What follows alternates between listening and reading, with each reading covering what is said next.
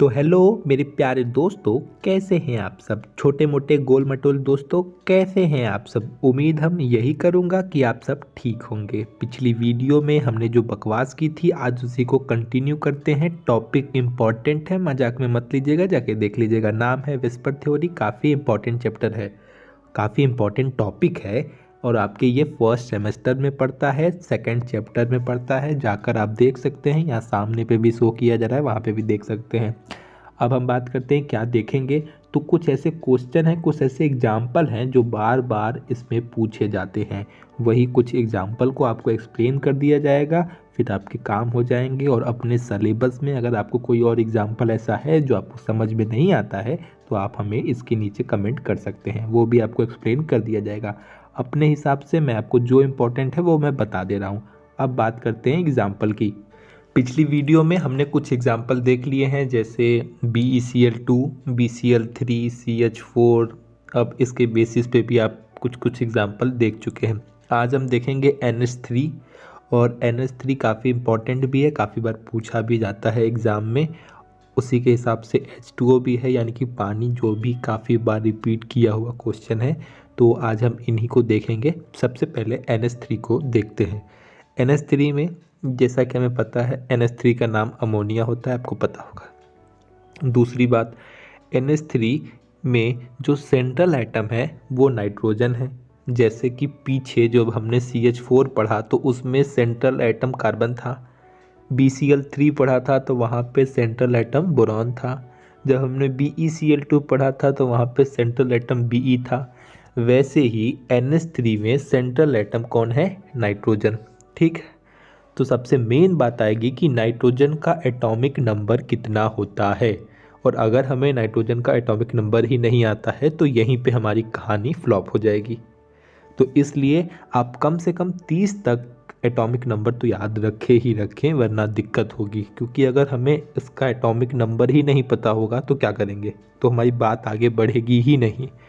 दूसरा एक तरीका और है कि आप इतने सारे क्वेश्चन का प्रैक्टिस कर लीजिए कि आपके हर क्वेश्चन का एटॉमिक नंबर ऐसे ही याद हो जाए। इतना ज़्यादा आप प्रैक्टिस कर लीजिए तो उससे बेटर है कि आप 1 से 30 तक याद कर लीजिए। याद करने का सिंपल तरीका है, रोज़ ABCD की तरह बोलते जाइए, याद हो जाएगा, ज़रूर हो जाएगा। एक दिन में 10 बार 20 बार बोलिए, याद हो जाएगा। तो अब बात करते हैं NH3 की। अब N का, जैसा कि हमें पता है, एटॉमिक नंबर जो होता है वो आपका 7 होता है। 7 के हिसाब से अब हम इसका इलेक्ट्रॉनिक कॉन्फ़िगरेशन करेंगे तो क्या मिलेगा? 1s2 2s2 2p3, जिससे हमें पता चल रहा है कि इसकी वैलेंसी सेल में, संयोजकता कोष में कुल 5 इलेक्ट्रॉन हैं, जो आपको फिगर में दिख रहे हैं। ठीक, अब हम इन्हें इनके अकॉर्डिंग ऑर्बिटल में फिल करेंगे। तो हम देखेंगे S का तो ऑर्बिटल फुल फिल्ड हो जा रहा है, लेकिन जो P का 3 ऑर्बिटल है वो सब का सब हाफ फिल्ड है, दिख रहा। ठीक, अब इसका मतलब कि ये हाफ फिल्ड है, तो अब इनको कोई चाहिए अपना ऑर्बिटल कंप्लीट करने के लिए। ठीक, तो वही जो हाइड्रोजन है ऊपर, जो H3 है, वही तीनों हाइड्रोजन आके इन नाइट्रोजन के तीनों P के साथ बॉन्ड बना लेंगे। ठीक, और आपस में बॉन्ड बनाएंगे क्यों? क्योंकि इनको भी इलेक्ट्रॉन की ज़रूरत है और जो H है उसको भी इलेक्ट्रॉन की ज़रूरत है। क्यों? क्योंकि H अगर एक इलेक्ट्रॉन प्राप्त कर लेगा तो उसका अपना ऑर्बिटल फुलफिल्ड हो जाएगा, क्योंकि S में अधिकतम 2 ही ऑर्बिटल आ सकते हैं और H का एटॉमिक नंबर 1 होता है, तो 1s1 तो होता ही है। उसे एक इलेक्ट्रॉन की कमी थी तो वो यहाँ से ले लेगा तो उसका ऑर्बिटल फुल हो जाएगा। और N क्यों साझा करेगा? क्योंकि N को भी 3 इलेक्ट्रॉन की कमी है अपने ऑक्टेट को कंप्लीट करने के लिए, अष्टक को कंप्लीट करने के लिए। तो यहाँ से 3H से एक एक इलेक्ट्रॉन ले लेगा तो इसका भी ऑर्बिटल फुलफिल्ड हो जाएगा। तो इसमें दोनों का फ़ायदा, इसलिए ये आपस में इलेक्ट्रॉन की शेयरिंग कर लेंगे तो कुल 3 बॉन्ड, 3 सिग्मा बॉन्ड का फॉर्मेशन हो जाएगा। बात समझ में आई होगी, डाउट नहीं होगा। डाउट होगा पीछे जाइएगा, फिर से देख लीजिएगा।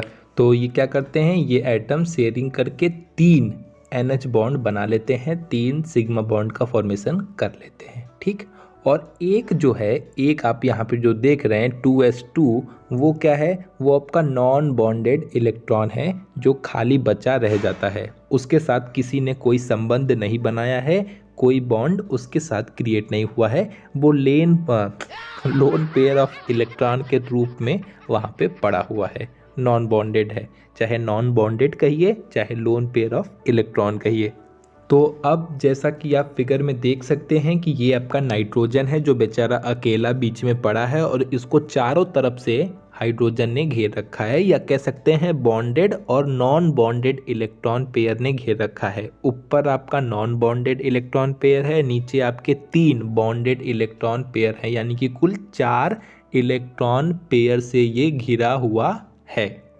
और ये चारों मिलकर टेट्राहेड्रल शेप ग्रहण कर लेते हैं। लेकिन अभी रुके रहिए, ये जो लोन पेयर ऑफ इलेक्ट्रॉन है ये कैसे रह सकता है? क्योंकि आपको अगर पिछला याद होगा तो मैंने आपको बताया था कि किन किन पेयर के बीच में ज़्यादा रिपल्सन होता है, याद है? अगर नहीं है तो आप फिगर में देख लीजिए। सबसे ज़्यादा रिपल्सन लोन पेयर और लोन पेयर के बीच में होता है, फिर उससे कम लोन पेयर और बॉन्ड पेयर के बीच में होता है, और सबसे कम प्रतिकर्षण रिपल्सन बॉन्ड पेयर और बॉन्ड पेयर के बीच में होता है। यहाँ पे क्या है? यहाँ पे जो ऊपर है वो आपका लोन पेयर है, जो नीचे है वो आपका बॉन्ड पेयर है। तो लोन पेयर और बॉन्ड पेयर के बीच में प्रतिकर्षण होता है, इसकी वजह से टेट्राहेड्रल शेप न बनकर कैसी बनती है? पिरामिडल शेप बनता है। क्यों? क्योंकि इनके बीच में रिपल्सन की वजह से इनके शेप में कुछ गड़बड़ी आ जाती है, कुछ खराबी आ जाती है, कुछ डिस्टॉर्शन आ जाता है, यानी कि विकृति आ जाती है। इसकी वजह से इनका शेप टेट्राहेड्रल ना बनकर क्या बनता है? पिरामिडल बनता है। क्यों बनता है? क्योंकि रिपल्सन के कारण। क्यों? क्योंकि ऊपर वाला लोन पेयर है, नीचे वाला बॉन्ड पेयर है, और इनके बीच में रिपल्सन बहुत ज़्यादा होता है। ठीक, बात समझ में आ गई होगी, डाउट नहीं होगा। ठीक है, अगर ये टेट्राहेड्रल बनता तो इनका शेप कैसा होता? CH4 में कैसा था पता ही है, टेट्राहेड्रल शेप था। तो उनके बीच का एंगल कैसा होता? तो उनके बीच का एंगल होता 109 डिग्री और 48 मिनट था, लेकिन आप कह सकते हैं कि 109 डिग्री और आधा। ठीक है, यही हमने पिछली वीडियो में भी बोला था। तो कह सकते हैं 109.5 डिग्री एंगल बनता है। लेकिन इसमें जो डिस्टॉर्शन होता है, जो इनमें रिपल्सन की वजह से इनका जो शेप है वो थोड़ा सा दब जाता है, और जो इनके बीच का एंगल है वो 107 डिग्री हो जाता है। क्यों? क्योंकि इनके बीच में थोड़ा सा रिपल्सन होता है, तो ये थोड़ा सा नीचे की तरफ दब जाता है, जिसकी वजह से इनकी आकृति थोड़ी सी डिस्टॉर्शन पड़ जाती है, इनकी आकृति में थोड़ी खराबी हो जाती है। इस वजह से इनका एंगल थोड़ा सा दब जाता है, कम हो जाता है। ठीक, 109.5 डिग्री से 107 हो जाता है। बात समझ में आई? और ये जो आपका फिगर है, इस फिगर में आप अच्छे से देख सकते हैं कि 3 बॉन्ड पेयर का फॉर्मेशन होता है, 1 लोन पेयर का फॉर्मेशन होता है, कुल टोटल 4 पेयर बनते हैं, कुल 4 इलेक्ट्रॉन पेयर का फॉर्मेशन होता है। 3 बॉन्ड पेयर क्यों बन रहे हैं? क्योंकि हाइड्रोजन आपस में आके जुड़ जाता है, और 1 लोन पेयर क्योंकि वहाँ पे कोई नहीं जुड़ा है, वो अकेला पेयर बना के ऊपर पड़ा हुआ है। कोई नहीं जुड़ा से मेरा मतलब ये है कि बेचारा ख़राब नहीं है, बस उसके ऑर्बिटल भरे हुए हैं, उसका घर भरा हुआ है, उसको किसी की ज़रूरत नहीं है, तो वो पेयर बना के पहले से ही कपल के रूप में वहाँ रह रहा है, तो बेचारा ऊपर शांति से कोने में पड़ा हुआ है। लेकिन इनका जो बॉन्ड पेयर वाले हैं उनके साथ इनकी बनती नहीं है, क्योंकि उनके बीच का बॉन्ड बहुत अच्छा है, ये देख के इसको जलन होता है। इस वजह से इनके बीच में रिपल्सन बहुत ज़्यादा होता है, डिस्टॉर्शन सबसे ज़्यादा होता है। इसी वजह से इनकी जो आकृति है, जो कि टेट्राहेड्रल होनी चाहिए थी लेकिन नहीं होती है, उसमें कुछ खराबी आ जाती है, कुछ विकृति आ जाती है, उसी वजह से इनके बीच का एंगल भी कम हो जाता है। आपके सारे डाउट क्लियर हो गए होंगे। अब हम बात करते हैं इनके कुछ और भी एग्जाम्पल हैं जो पेपर में इसके बेस पे ही पूछ सकता है। जैसे PCl3, ये आपके नोट्स में दिया हुआ है, ये आपके बुक में दिया हुआ है। PCl3 है, NF3 है, ये H3O+ है। ये ऐसे हैं जो ऐसे ही एग्जाम्पल हैं, लेकिन इनमें ज़रा सा डिफरेंस है, और ऐसा क्वेश्चन NH3 न पूछ के ये पूछ सकता है। तो मैं आपको PCl3 भी हल्का सा एक्सप्लेन करता रहा हूँ, देख लीजिए, टैलेंटेड हैं ही आप, समझ जाएंगे। देखिए अभी PCl3 सेम कंडीशन, हमें P का एटॉमिक नंबर पता होना चाहिए, नहीं पता होगा यही हमारी कहानी ख़त्म हो जाएगी। तो इसलिए सबसे पहला काम आप एटॉमिक नंबर याद कर लीजिएगा, कम से कम 30 तक तो याद ही रखिए। तो P का एटॉमिक नंबर कितना होता है, 15 होता है, 15 होता है, हमें पता है। अब इस 15 के अकॉर्डिंग हम इसका इलेक्ट्रॉनिक कन्फिग्रेशन कर लेंगे। आपको करना आता ही होगा, नहीं आता होगा कमेंट करिएगा, मिल जाएगा, और वैसे भी आगे इसकी वीडियो बनेगी ही।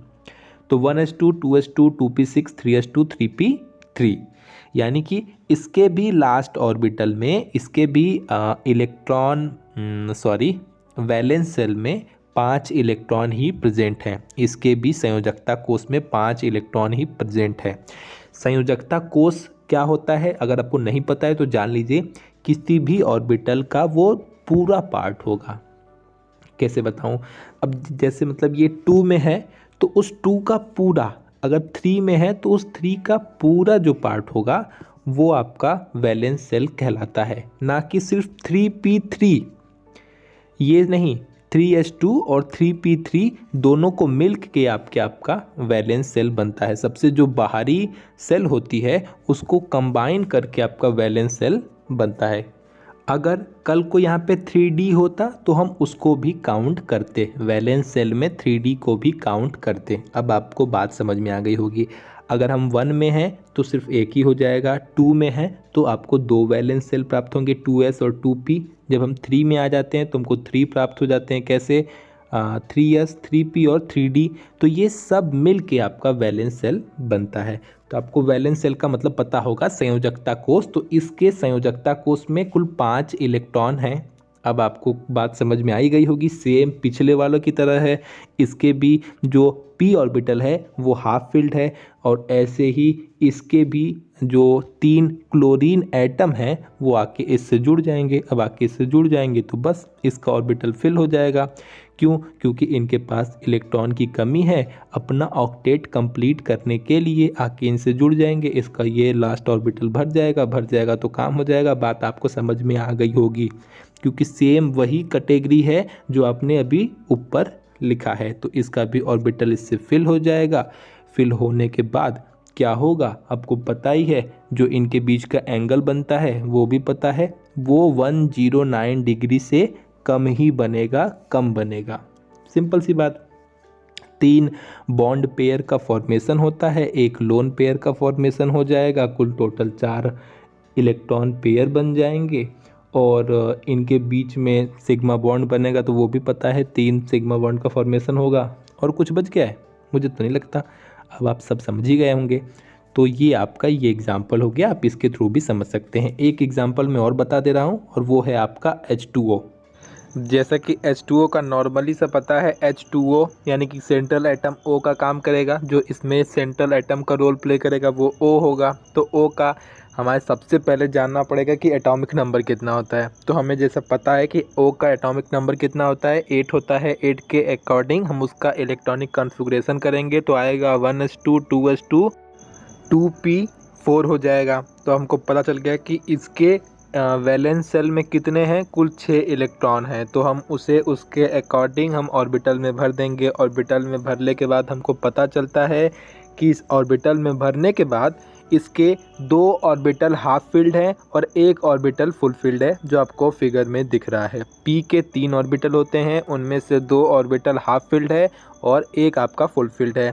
अब आपको जैसा कि पता है, इसके संयोजकता कोष में कुल 4 फुल फील्ड ऑर्बिटल प्रेजेंट है। कैसे, क्योंकि जो हाइड्रोजन के 2 एटम मॉलिक्यूल हैं वो आके इनसे जुड़ जाएंगे, वो आके इनसे कंबाइन हो जाएंगे, इनके साथ बॉन्ड बना लेंगे। तो कह सकते हैं कि जो आपका ऑक्सीजन है वो 4 इलेक्ट्रॉन पेयर से घिरा हुआ है, जिसमें से 2 आपके बॉन्डेड इलेक्ट्रॉन पेयर हैं और 2 आपके नॉन बॉन्डेड इलेक्ट्रॉन पेयर हैं। अब आपको पता है कि लोन पेयर यानी कि नॉन बॉन्डेड और बॉन्डेड के बीच में रिपल्सन बहुत ज़्यादा होता है, इस वजह से इनके बीच की दूरी बढ़ जाएगी और इसकी वजह से इनकी भी जो शेप है उसमें प्रॉब्लम आ जाएगी। तो इनका शेप कैसा हो जाता है, इसका शेप हो जाता है वी शेप में, और जो आपको दिख रहा है। तो इनका शेप हमें कैसा प्राप्त होता है, वी शेप हमें इनका शेप प्राप्त होता है। क्यों? क्योंकि इनके बीच में भी रिपल्सन ज़्यादा होता है, तो इनके भी एंगल में परिवर्तन आ जाता है और वो कुछ ऐसा होता है कि इनके बीच का जो एंगल बनता है वो 104 डिग्री और आधा का एंगल क्रिएट होता है, यानी कि 104 डिग्री और 31 मिनट का एंगल क्रिएट होता है। तो मेरे ख्याल से आपको बात समझ में आ ही रही होगी, जो काम उसमें था वही काम इसमें भी है, बस उसमें फ़र्क है ये है कि NH3 में सिर्फ एक लोन पेयर इलेक्ट्रॉन था या एक नॉन बॉन्डेड इलेक्ट्रॉन पेयर था, इसमें 2 नॉन बॉन्डेड इलेक्ट्रॉन पेयर है, सिर्फ यही छोटा सा अंतर है। एंगल वैंगल तो आप देख ही लेंगे, और इनके बीच में करीबन 2 सिग्मा बॉन्ड का फॉर्मेशन हो रहा है, जो आपको फिगर में दिख ही रहा है, जहाँ पे वो आपस में शेयर कर रहे हैं वहीं पे सिग्मा बॉन्ड का फॉर्मेशन होता है। तो उम्मीद करता हूँ आपको ये चीज़ें समझ में आ गई होंगी, मैंने क्लियर कर दिया है। अब इसके अलावा भी अगर कोई दिक्कत होगी तो आप कमेंट सेक्शन में कमेंट कर लीजिएगा, अगर कोई आपको और एग्जांपल जानना होगा तो वो भी कर लीजिएगा। अगली वीडियो में हम अगली टॉपिक के साथ मिलेंगे। आज के लिए इतना ही, टाटा बाय बाय। अगर आप अब तक आपने चैनल को सब्सक्राइब नहीं किया तो सब्सक्राइब कर लीजिएगा, वीडियो को लाइक कर लीजिएगा। Bye bye.